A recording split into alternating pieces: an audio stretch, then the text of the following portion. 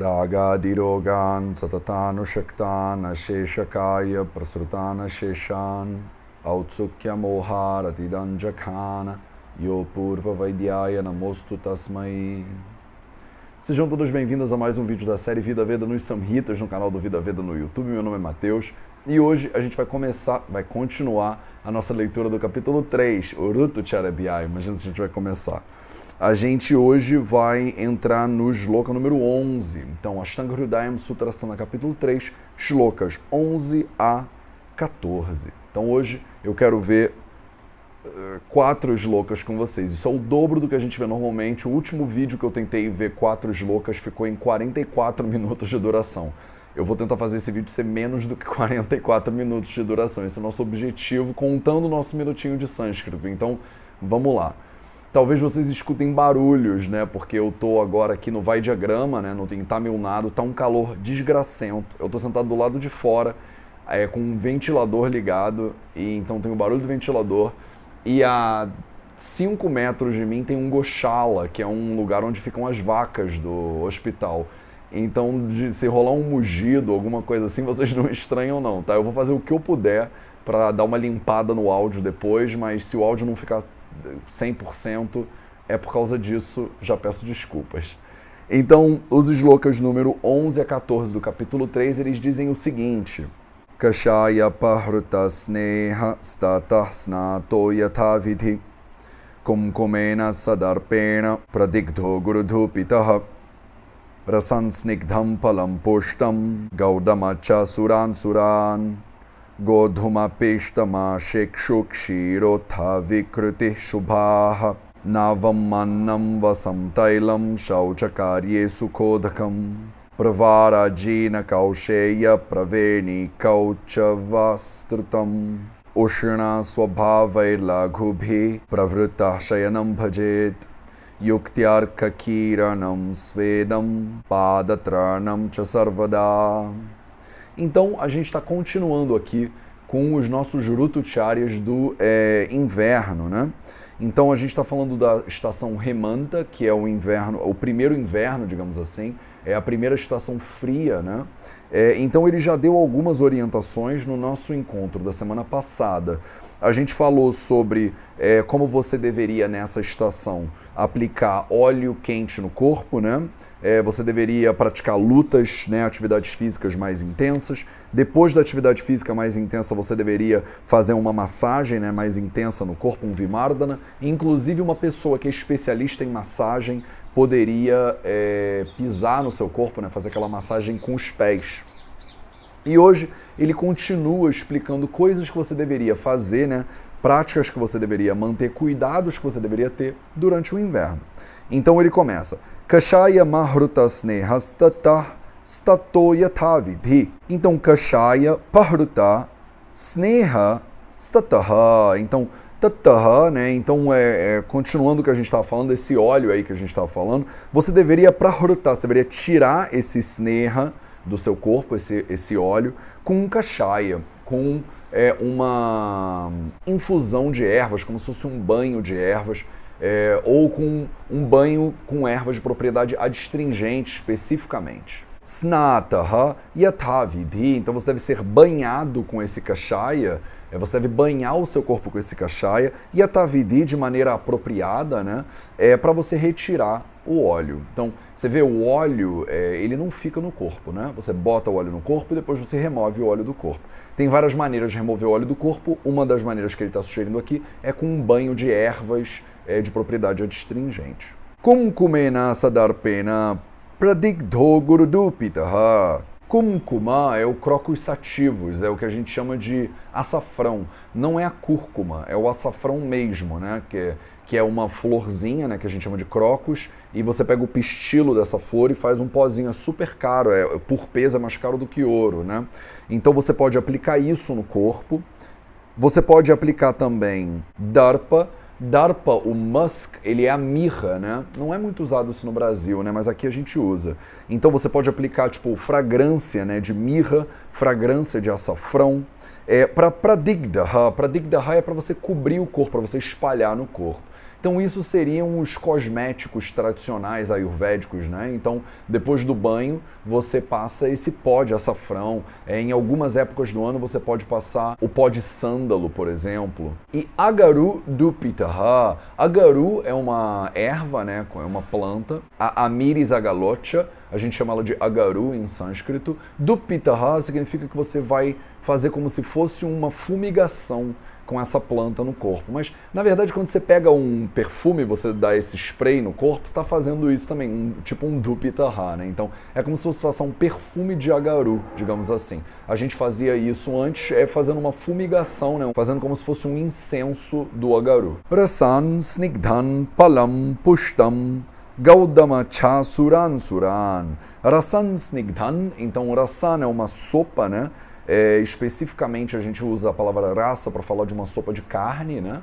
E snigdham, ela tem que ser oleosa. Então, assim, a maneira mais simples de entender isso, quando você fala rasan snigdham, você está falando de uma sopa de carne com ghee dentro, tá? Isso é uma modalidade de snigdham rasa, mas seria o mais comum dentro dos samhitas. Então, a gente está aqui no capítulo 3 já respondendo aquela pergunta que todo mundo me faz se o Ayurveda é vegano ou vegetariano, né? Então fica muito claro que não é, né? Ele está dizendo aqui pra gente logo de cara no Rutucharadhyayam que você deveria, no inverno, tomar uma sopinha de carne com gordura dentro da sopa, com mais gordura, né? E aí, para não deixar nenhuma dúvida, ele fala palam, pushtam. O pushtam é um animal forte, saudável, e o palam é a carne desse animal, né? Então ele fala, você deveria comer carne de animais saudáveis. Gouda é um subproduto da cana-de-açúcar, que a gente traduziria de repente como rapadura. Opa, deu para ouvir o boi? Eles estão mugindo aqui do lado. Gaudam é então uma rapadura. Achasuram e suram são modalidades de bebidas alcoólicas, né? Muitas vezes você traduz o suram como cerveja, mas se você der uma olhada nos dicionários, a palavra sura significa um destilado. De qualquer forma, é uma bebida alcoólica que ela pode ser achasuram, então um suram puro, ou ela pode ser um suram com gaudam, que é adoçado com rapadura, digamos assim. Godhuma pista mashekshu kshirathavikruti shubhaha. Então, shubhaha, que normalmente significaria uma coisa que é brilhante, que emite luz. Aqui no comentário, né, do meu Ashtanga, ele diz bem claro que é alguma coisa que é agradável, né, que é gostoso. Então, que tipo de coisas gostosas, né, que ele quer que a gente coma aí? Então, Godhuma. Godhuma é o trigo. E o pista, ele é tipo um preparado com esse goduma. Então, um preparado de farinha de trigo, digamos assim, é tipo um pão, um bolinho, alguma coisa assim, né? São coisas que normalmente são muito pesadas para digestão, mas que aqui no inverno, como o Agni está muito bom, ele até recomenda que você coma. Masha é um tipo de leguminosa, né? Ikshu é a cana-de-açúcar. E kshira é leite, né? E derivados de lácteos. Navamanam vasam tailam shauchakarye Sukodakam.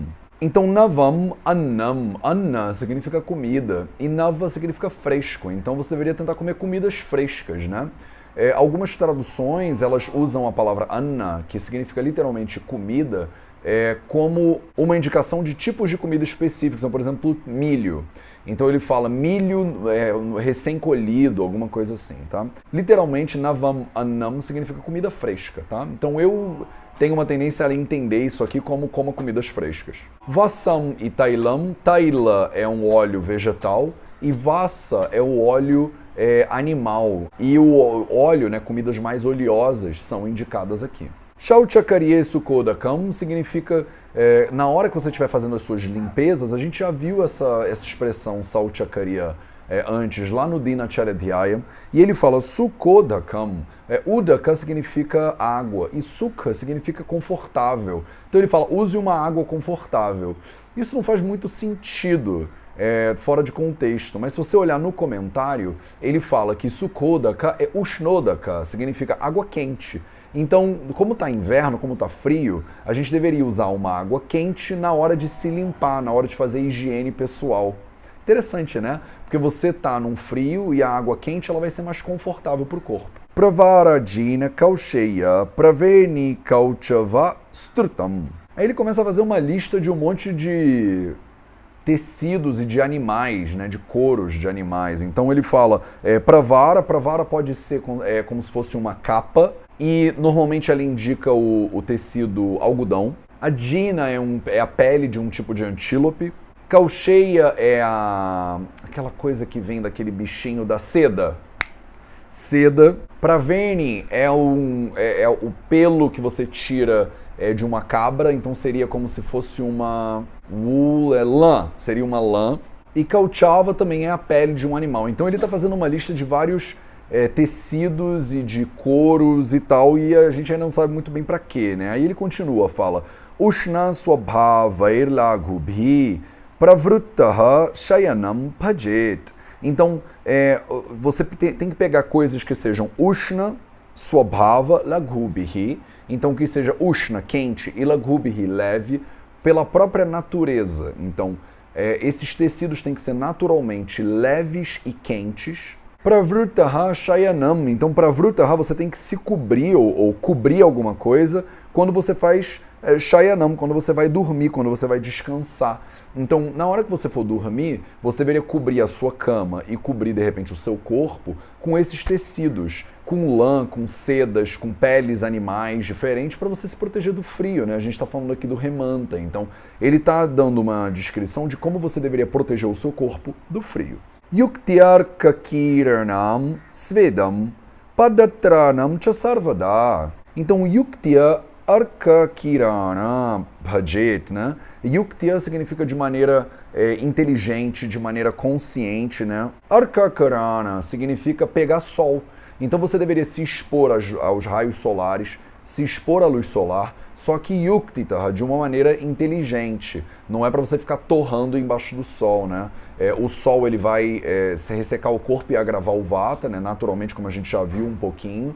Então você tem que se expor ao sol para se aquecer, mas você não pode pirar, né, no sol. E para terminar, ele fala Svedam Sarvada Padatrana. Então, você também pode usar de Sveda, de terapias de suor, né? Então, por exemplo, saunas e tal. E Padatrana, e você deveria cobrir os seus pés, você deveria usar calçados, né, o tempo inteiro. Então, você não deveria deixar os pés descalços, porque isso faz com que você perca calor corporal, né? Então, eu fiz um pouco mais rápido do que o normal a leitura, porque eu quero, na verdade, que a gente chegue nessa velocidade 3 aí.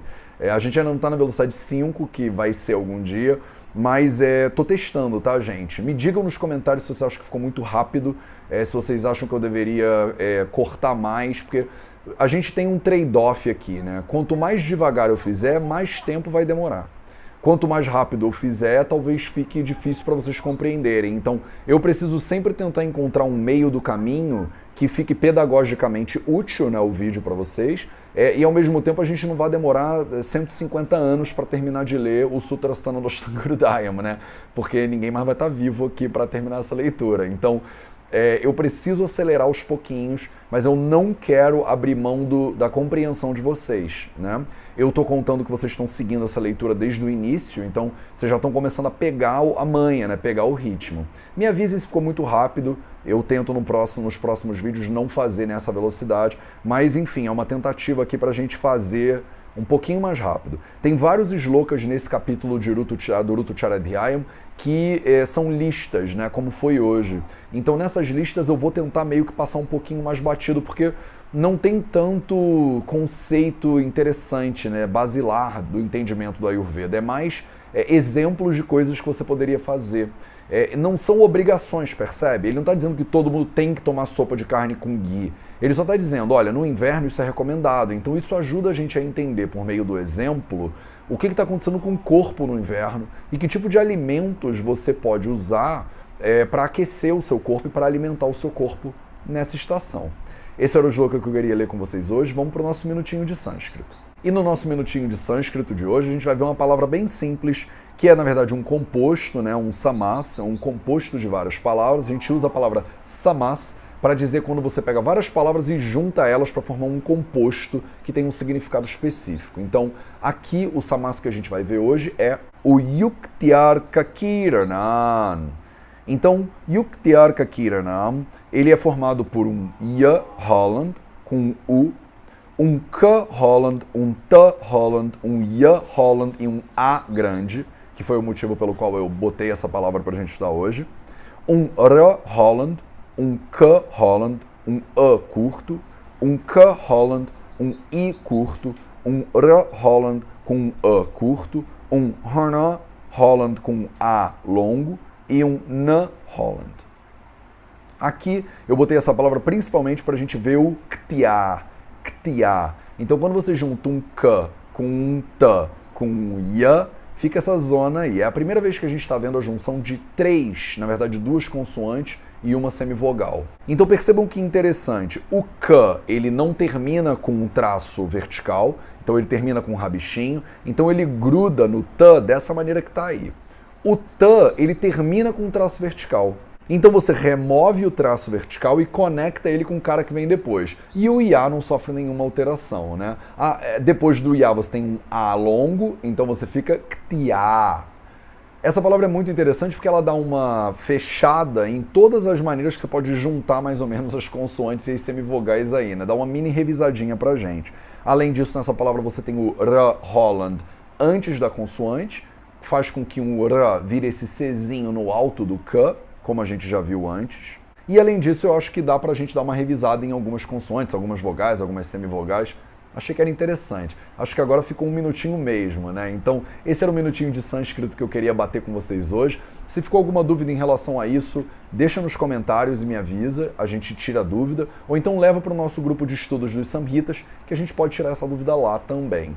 Gente, esses eram os 4 shlokas que eu queria ver com vocês hoje. Muito obrigado pela sua presença e a gente se vê na próxima quarta-feira.